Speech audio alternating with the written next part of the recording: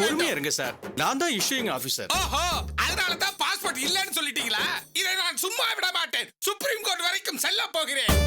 இல்ல சார், எதையும் முறைப்படி செய்யணும்ல. அதுக்கு தான் முறைப்படி என்ன கூட்டு வந்து பாஸ்போர்ட் இல்லன்னு சொல்வீங்க, அப்படித்தானே? இதை நான் சும்மா விட மாட்டேன். சும்மாவே விட மாட்டேன். சார் முதல்ல உள்ள வாங்க சார். வாங்க வாங்க. எனக்கு நீதி கிடைத்தே ஆக வேண்டும். ஆஹா, என்னது இது? பத்திரிகைக்காரங்களா இருக்காங்க. இவங்க முன்னாடி பாஸ்போர்ட் இல்லன்னு சொல்ல போறாங்க. நல்லதா போச்சு. பாஸ்போர்ட் தராத அதிகாரிகள் ஒழிக. மறுக்கப்பட்ட என் உரிமைகளை நான் கேட்பேன். என்னை முடக்க நினைக்காதீர்கள். துபாய்க்கு செல்வதுதான் என் லட்சியம். ஒட்டக பாலை நான் குடித்தே ஆவேன். அதை யாராலும் தடுக்க முடியாது. நிச்சயமாக அதை யாராலும் தடுக்க முடியாது. என்ன சார் சொல்றீங்க? தமிழ்நாட்டு போலீஸுக்கு நீங்க எப்படிப்பட்ட ஹெல்ப் பண்ணிருக்கீங்க? உங்களை கௌரவப்படுத்த வேண்டாமா? இங்க என்ன சார் நடக்குது? இவர்தான் அந்த தீவிரவாதியை பிடிச்சவர், மிஸ்டர் மூர்த்தி. வாழ்த்துக்கள் சார். Congrats sir. சார் வாழ்த்துக்கள். Congratulation sir. வாழ்த்துக்கள். Congratulation sir. நீங்க பெரிய ஆள் தான். கிரேட் மேன் சார் நீங்க. என்ன நடக்குது இங்க? எனக்கு பாஸ்போர்ட் தர மாட்டேன்னு சொல்லிட்டு பிரஸ்ல வர சொல்லிருக்கீங்க. சார், நீங்க செஞ்ச உதவியை அப்படியே விட்டுற முடியாது இல்லையா? உங்களுக்கு மரியாதை செய்யதான் இங்க கூட்டு வர சொன்னேன். பத்திரிக்கைக்காரங்க முன்னாடி உங்களுக்கு பாஸ்போர்ட் கொடுக்கணுங்கிறதுக்காக தான் உங்களை இங்க கூட்டு வர சொன்னேன். கூட்டிட்டு வந்து கும்மி அடிச்சிட்டானுல. சார் நீங்களே கொடுத்துருங்க சார். சார் இந்தாங்க சார், வாங்கிக்கங்க. உங்க பாஸ்போர்ட் தான். என்ன சார் நம்ப முடியலையா? உங்க பாஸ்போர்ட் தான். புடிங்க, வாங்கிக்கங்க. வாங்கிக்கங்க சார். சார் போட்டோ எடுக்கணும், கொஞ்சம் சரிங்க சார். சார் நல்லா சரிங்க சார். யோ, வெச்சிட்டாயா வச்சன பண்ற. எனக்கு இவ்வளவு தாயா வரும். சார் இன்னும் கொஞ்சம் சரிங்க சார்.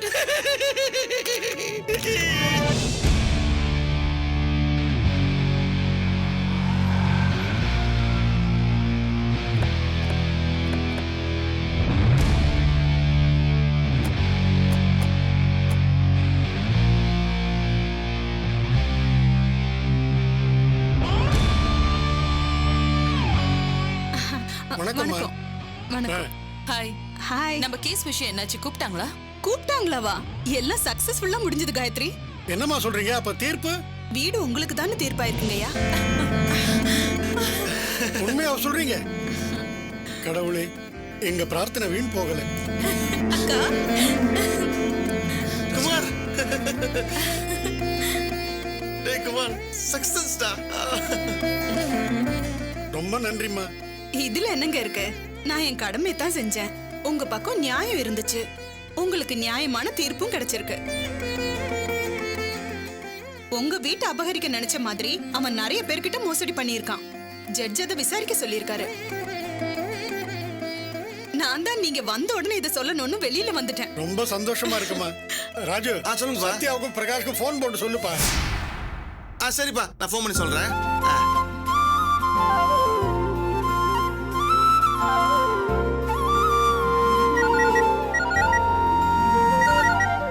சொல்லுங்க மாமா. சத்யா, கேஸ் நம்ம பக்கம் ஜெயிச்சிச்சு. இனி வீடு நமக்கு தான். என்ன மாமா சொல்றீங்க? ஆமா சத்யா, இப்பதான் நாங்க கோர்ட்டுக்கு வந்தோம். ஆனா அதுக்கு முன்னாடியே தீர்ப்பு வந்துச்சு. அப்பதான் இந்த விஷயத்தை உடனே சொல்ல சொன்னாரு. நீ அம்மாக்கும் திலகாக்கும் இந்த விஷயத்தை சொல்லிடு. சரிங்க மாமா.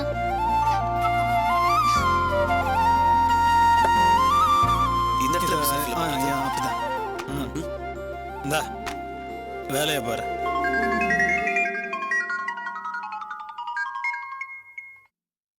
சொல்டா, என்னாச்சு? டேய், வீடு நமக்கே சொந்தமாச்சுடா. என்னடா சொல்ற? ஆமாண்டா, இப்ப சத்யாக்கு ஃபோன் பண்ணி பேசினேன். சத்யா ரொம்ப சந்தோஷப்பட்டுச்சுடா. சரி சரி. அப்பா எப்படி ஃபீல் பண்றாரு? அப்பா ரொம்ப சந்தோஷமா ஃபீல் பண்ணாருடா. சரிடா, நீ வீடு வந்ததுக்கு அப்புறம் நேர்ல நம்ம பேசலாம். சரியா? வைக்கட்டா? சரிடா.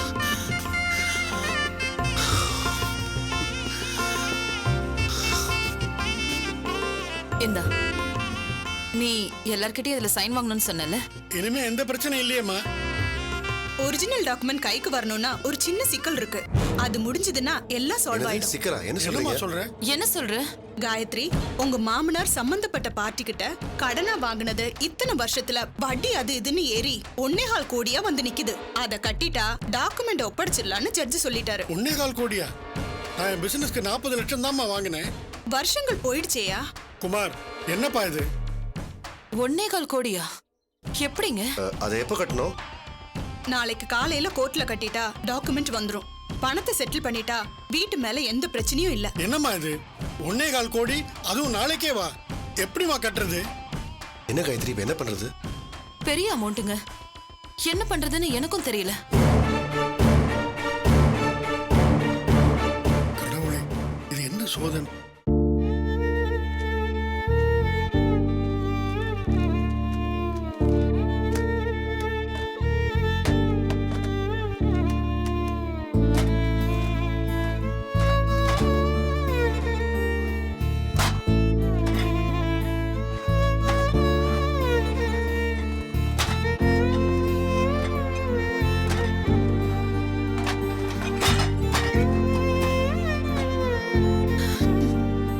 திலகா, சார், என்ன வேலை கஷ்டமா இருக்கா? முகமெல்லாம் இப்படி வேர்த்திருக்க. அதெல்லாம் ஒண்ணும் இல்ல சார். ஏன் திலகா என்ன மூணாவது மனுஷனா பாக்குற? நாமெல்லாம் ஒண்ணுக்குள்ள ஒண்ணு. பாரு, ஃபேன் கூட இல்லாம நீ எவ்வளவு கஷ்டப்பட. சார், கொஞ்சம் தள்ளி நில்லுங்க. ஏன் திலகா பயப்படுற? உன் பயம் எனக்கு புரியுது. ஆனா இவ்வளவு அழகான பொண்ணு கஷ்டப்படுறத நினைச்சா என் மனசே ஆறலம்மா. இந்த ஆண்டவர் இருக்கானே, அவ ரொம்ப கல் மனசுக்காரம்மா. பொண்ண மாதிரி அழகான பொண்ணுங்களுக்கு தாமா திலகா உதவாக்கார புருஷனை கொடுத்து சோதிக்கிறான். ஆனா நீ கவலைப்படாத திலகா.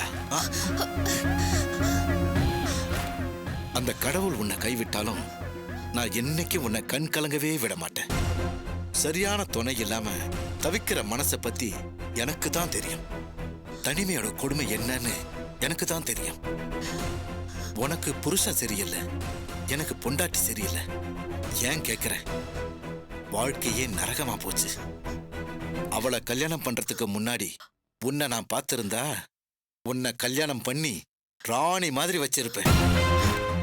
உன் கஷ்டத்தை நான் போக்குறேன், என் கஷ்டத்தை நீ போக்கு. ஐயோ,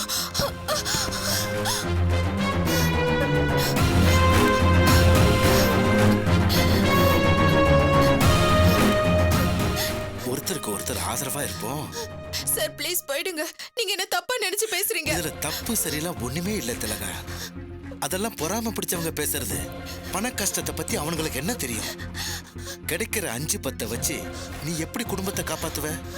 இப்பதான் குழந்தை பிறந்திருக்கு, அதோட பால் செலவு கூட பத்தாத. இல்ல சார், அதெல்லாம் நான் பாத்துக்கிறேன். எனக்கு வேலையில வர வருமானம் மட்டும் போதும். நீங்க போங்க. என்ன திலகா நீ ஆசையா வாங்க வாங்கன்னு கூப்பிடுவான்னு பார்த்தா போங்க போங்கன்னு சொல்ற.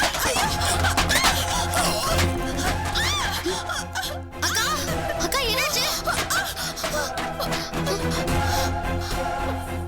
என்னாச்சுக்கா? இல்ல சத்யா, இத நகர்த்தும் போது கருப்பம்பூச்சி, அதான். என்னக்கா இதுக்கா கத்துனீங்க? அதான் சத்யா, நான் கூட என்னவோ ஏதோ நினைச்சு ஓடி வந்தேன். என்ன பொண்ணுமா நீ? சத்யா, அது அக்கா பார்த்து வேலை செய்யுங்க. கருப்பம்பூச்சி இருக்குன்னா மருந்து அடிச்சிட்டு வேலை செய்யுங்க. சரி சத்யா, இதெல்லாம் ரொம்ப நாளா அப்படியே கடந்திருக்குல்ல, அதான். சரி பாத்துக்கோங்க.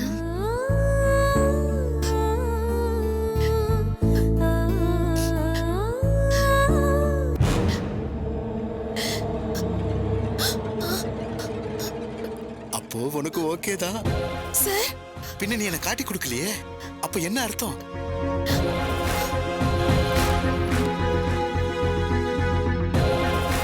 உன்ன மாதிரி பிஹேவ் பண்ற எத்தனை பொண்ணுங்களை நான் பார்த்திருப்பேன். முதல்ல முரண்டு பிடிப்பீங்க, அப்புறம் எல்லாம் ரேட் ஏத்த தானே. சே, உன் பொண்டாட்டிக்கு ஃபிக்ஸ் பண்ணிடாரே. என்ன வலிக்குதா? இத பார், உன்னோட கேவலத்தை சத்யா கிட்ட சொல்லிருந்தேன்னு வை, இந்நேரம் நீ கம்பி எண்ணிருப்ப. சத்யா பத்தி உனக்கு தெரியாது. ஏதோ உனக்கு குடும்பம் புள்ளன்னு இருக்குன்னு சொல்லி மன்னிச்சு விடுறேன். இன்னொரு தடவை இப்படி கேவலமா நடந்துக்க பார்த்த நான் சத்யா கிட்ட சொல்லிடுவேன். என்னடி பெரிய சத்யா கித்தியானுகிட்ட? அவ என்ன பெரிய ஐபிஎஸ் ஆவ? எனக்கு கீழே வேலை பார்க்கிற ஸ்டாஃப், அவ்வளவுதான்.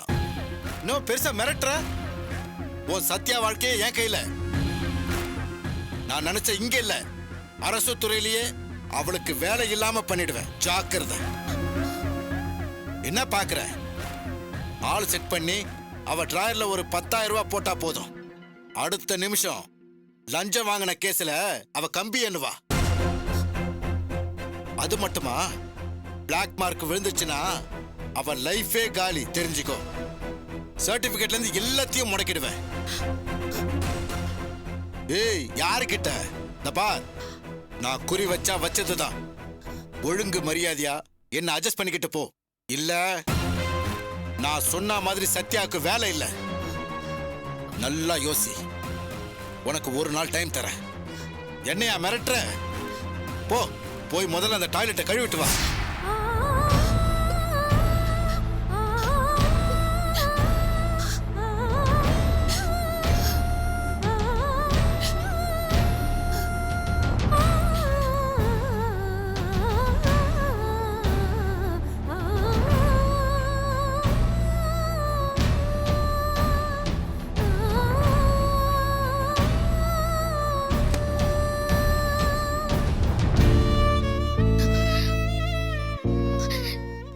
நீங்க எதுக்கு இந்த வேலையெல்லாம் பண்றீங்க? வேலைன்னு வந்தாச்சு, பண்ணிதானே ஆகணும். அதுக்குன்னு இதெல்லாமாக்கா? இதுவும் என் வேலை தானே, அதுக்காக தானே எனக்கு சம்பளம் கொடுக்கறாங்க. அக்கா என்னக்கா? நீ போ, இத பத்தி எல்லாம் யோசிக்காத. நீ போ சத்யா.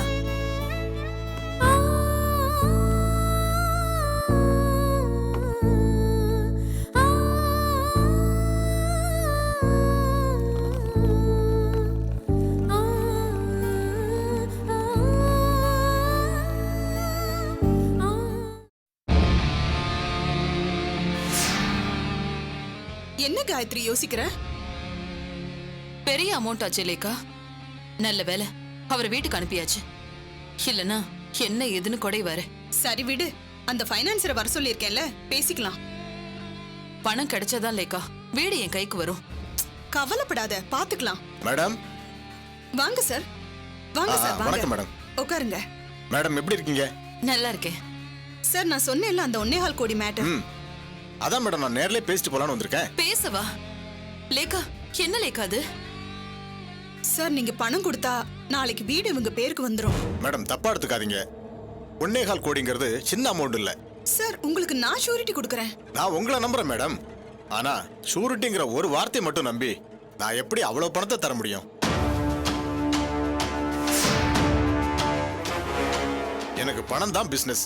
ஆனா வெறும் வார்த்தையை மட்டும் நம்பி எப்படி பணம் தர முடியும்? வணக்கம். வணக்கம் காயத்ரி மேடம். ஏகாம்பரம், நீங்க எப்படிங்க? என்ன மேடம், அரசியல்வாதியும் கடவுளும் ஒண்ணு. அவன் தான் தூண்ல இருப்பான், துருமுல இருப்பான். இப்ப என்ன 1.25 கோடி கேட்டு இங்க வந்திருக்கீங்க. அதை ஏற்பாடு பண்ணி கொடுக்கறதுக்கு தான் இந்த ஃபைனான்சியர் வந்திருக்காரு. சரியா? எப்படிக்கா எல்லாத்தையும் கரெக்டா சொல்றாரு? ஏன் மேடம், எனக்கு தெரியாம ஏதாவது நடந்துருமா என்ன? இல்ல ஏகாம்பரம், நான் பண விஷயமா இங்க வந்தது உங்க இது மட்டும் இல்ல, கோர்ட்ல உங்க பக்கம் தீர்ப்பாயிருச்சு. ஆனா ஜட்ஜு வாங்கின கடனுக்கு வட்டியோட 1.25 கோடியை கட்ட சொல்லிட்டாரு. அப்படிதானே?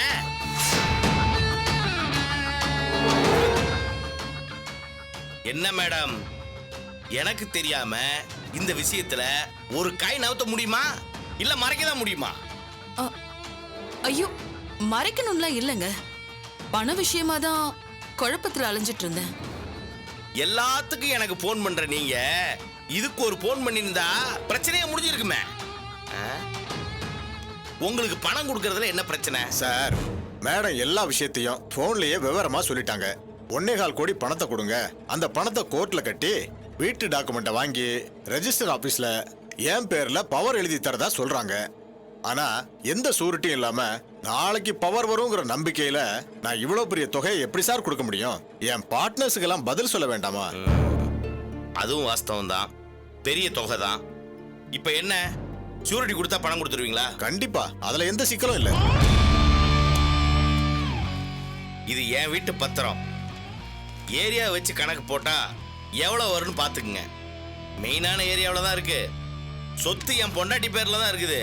உங்களுக்கு எங்க கையெழுத்து வேணும்னு சொல்லுங்க, அங்க கையெழுத்து விழும்.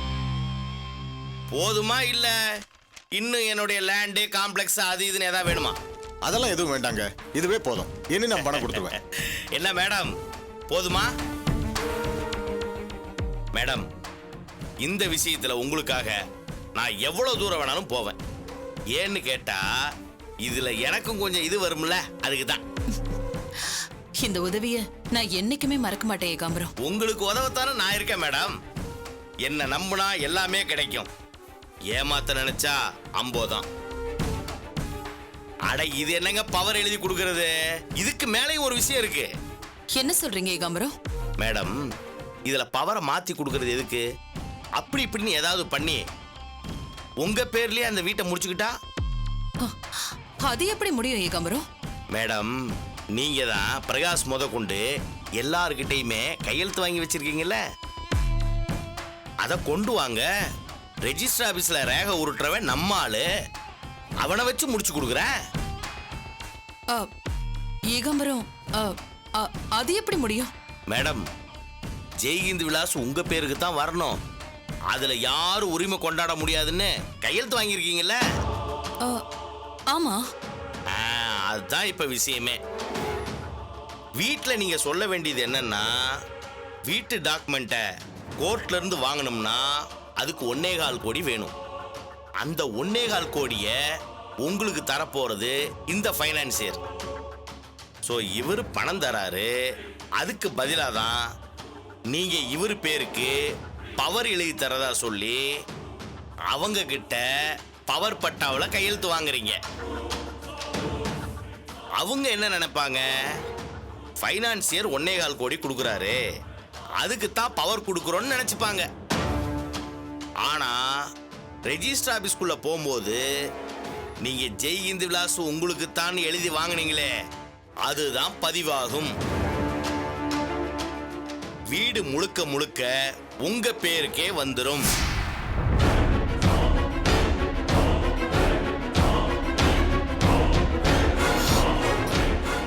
ஏகாம்பரம், நான் நினைச்சா முடியாது எதுவுமே இல்ல மேடம். அக்கா, எனக்கு இது நினைச்சாலே ரொம்ப பயமா இருக்குக்கா. பிரகாஷ் இதை எப்படியாவது தோண்டி ஏதாவது தெரிஞ்சுக்கிட்டான்னா எல்லாமே போச்சுக்கா. குமார் மாமாவும் சும்மா இருக்க மாட்டாரு. எனக்கு ரொம்ப பயமா இருக்குக்கா. அட என்னம்மா நீங்க, காயத்ரி மேடம் தங்கச்சி எதுக்கு இப்படி பயப்படுறீங்க? அதான் எல்லாத்தையும் நான் பாத்துக்கிறேங்கிறல்ல. ரெஜிஸ்டர் ஆபீஸ்ல எல்லாம் என் ஆளுங்க தான், நான் சொன்னா போதுமா? இத பாருங்க, ஏங்க நீங்க இப்ப இடையில வந்து குட்டையை குழப்புறீங்க? இல்ல சார், அந்த பவர் பட்டா என் பேருக்கு வந்தா அதை வச்சு எனக்கு ஏதாவது கொஞ்சம் வருமானம் வரும். என்ன பெரிய வருமானம்? உங்க வயித்துல அடிச்செல்லாம் நான் புழைக்க மாட்டேன். உங்களுக்கு வேண்டியதை நான் ஏற்பாடு பண்றேன்ல. நீங்க கொடுக்குற 1.25 கோடிக்கு என் வீடு தான் சியூரிட்டி. அதோட நீங்க இருங்க, இதெல்லாம் நாங்க பாத்துக்கிறோம். ஏகாம்பரம், இது நீங்க சொன்ன மாதிரி நடக்குமா? மேடம், ரெஜிஸ்டர் ஆபீஸ்ல லேண்ட் ரெஜிஸ்டர் பண்ற இடத்துல வாங்குறவனையும் கொடுக்கறவனையும் தவிர வேற யாரும் உள்ள போக முடியாது. பிரகாஷ், அவங்க அம்மா அப்பா யார் வேணாலும் வரட்டும், கையெழுத்தும் போடட்டும். ஆனா உள்ள பதிவாகும் போது நாம மட்டும்தான் இருப்போம். அங்க நான் சொல்றது தான் நடக்கும். வீடு உங்க பேர்ல ரெஜிஸ்டர் ஆகி வர்றதுக்கு எப்படியும் ஒரு 10-15 நாள் ஆகும். அதுக்கு பிறகு முழுசா வீடு உங்களுக்கு தான் சொந்தம். அங்க உங்களுக்கு பிடிக்காதவங்க யாருமே இருக்க முடியாது. என்ன சொல்றீங்க?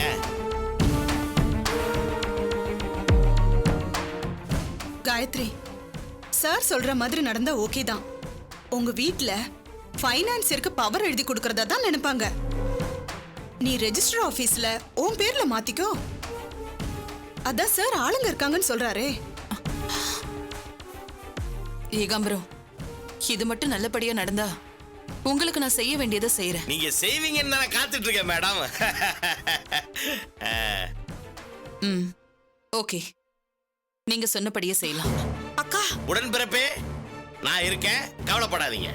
மேடம், நீங்க வீட்டுக்கு போய் 1.25 கோடிக்கு பவர் பட்டா எழுதி கொடுக்கறதுக்கு சம்மதமானு கேட்டு, கேட்கறது என்ன வேற வழி?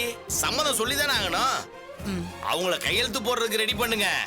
வீடு உங்க பேர்ல வரும், அதுக்கு நான் பொறுப்பு. ஓகேவா? ஓகே. இது போதும் மேடம். ஏகாம்பரம்,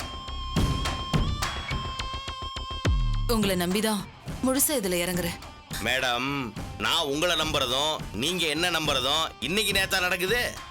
இந்த ஏகாம்பரத்தை பொறுத்த வரைக்கும் பொது நலத்துக்கு தான் அல்வா கிண்டுவானே ஒழிய சுயநலத்துக்கு கிண்ட மாட்டான். ஓட்டு போட்ட ஜனங்களுக்கு தலையில முக்காடு போட்டு அதே துண்டு எடுத்து தோல்ல போட்டு கம்பீரமா நடக்கிறவங்க நாங்க. என்ன பொறுத்த வரைக்கும் பொதுநலம் இல்லாத விஷயத்துல நம்பினோர் கைவிடப்பட்டார். பட்டா எவ்வளவு பெரிய கிரிமினலா இருக்கா? ஃபைனான்சியர் கிரிமினல் இல்ல, ராஜதந்திரா. அக்கா, என்னக்கா இதெல்லாம்? வினு, வீடு ஏன் பேர்ல வரப்போகுது? வினு, ஏன் பேர்ல வரப்போகுது? ரெஜிஸ்டர் ஆகி வந்ததும் அவங்க எல்லாருக்கும் இருக்கு. ஒரு ஆள் கூட அங்க இருக்க கூடாது.